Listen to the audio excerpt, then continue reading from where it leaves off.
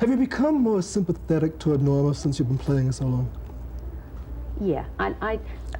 When I first started playing her in London, in the West End, I actually didn't like her at all. I mean, she's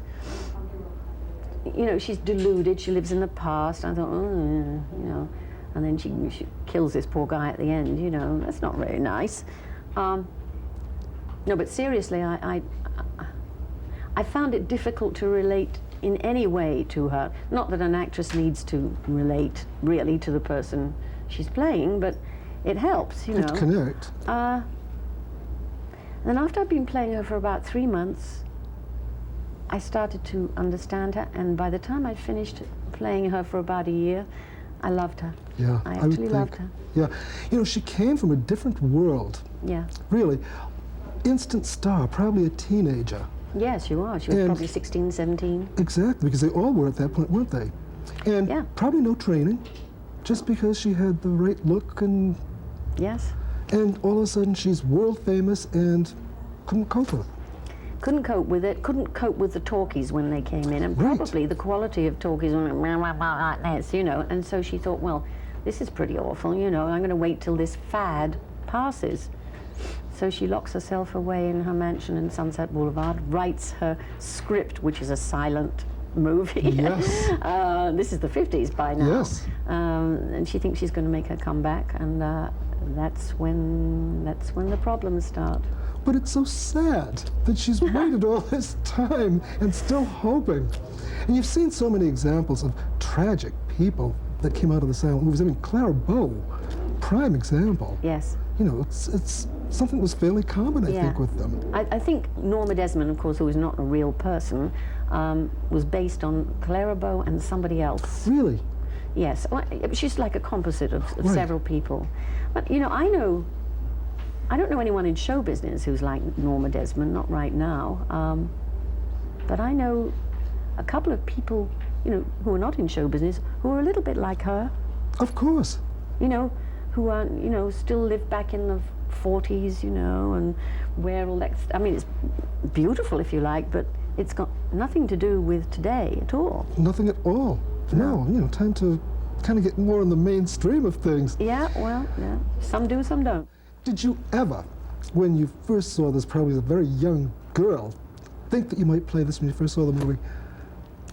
Oh, when I saw the movie way back, I didn't understand it. I mean, really? I think maybe I was too young. I thought, well, what does she do? It's a bit weird, Well, it's weird. It's weird. Is. Oh, well, the funeral with the monkey and all, Yes, there's the first scene with the monkey is a little odd. It's a bit bizarre. A bit bizarre, yes.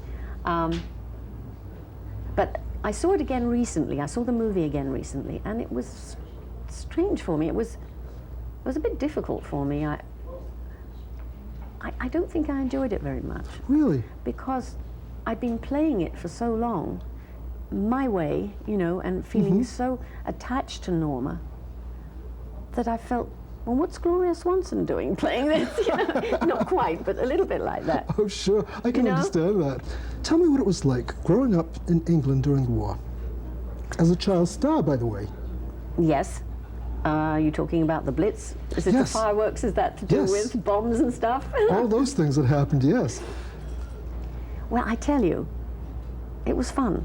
I bet it was.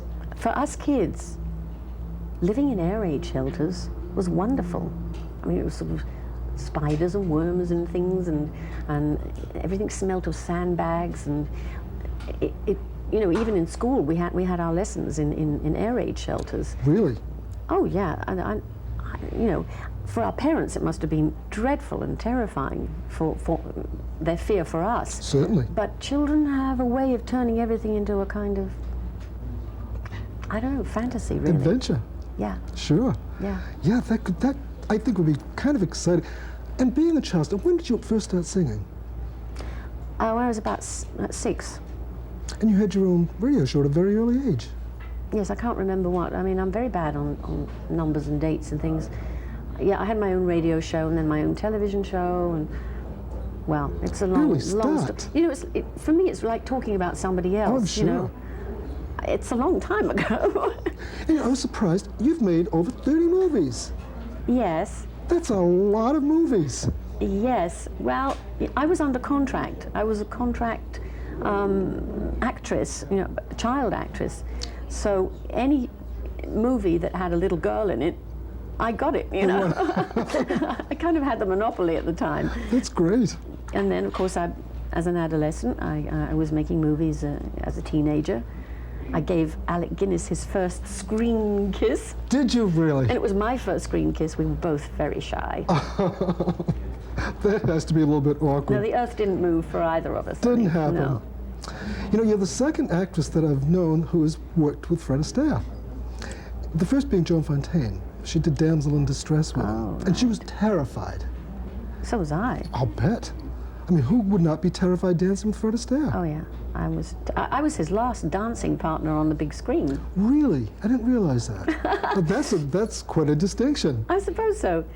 I mean, it was a very simple little dance. You know, I played his daughter, and we were Irish, and we were kind of sort of jigging around. But it was still scary. Oh, yes. And the extraordinary thing is that it was the easiest thing in the world when I actually got to dance with Really? Fred. Because he just had a way of making it easy for you. Everyone says he was such a perfect gentleman to work with. He was. He was. And he was very unsure of himself. And so he used to work 10 times harder than anyone else. You know? Isn't that amazing? Yeah. I hope you have tremendous success continuing. Of course, you've been such a big success in Sunset Boulevard right along, but I'm sure it's going to be... I'd love to see you do the film version of it. Ooh. Who knows? You could be up for the Oscar in 2 years. How about that? I wonder if they'll ever do a movie of the musical. Took so long to do Evita, it makes you wonder, doesn't it? Yes, I know Andrew's working on Phantom of the Opera now as a movie, and Aspects of Love, so maybe. Well, I think you'd be splendid in the film Thank version. you. Just absolutely terrific. And shall we tell Mr. DeMille that we're ready for a close-up? You want me to do it? You do it. And now, Mr. DeMille, I'm ready for my close-up.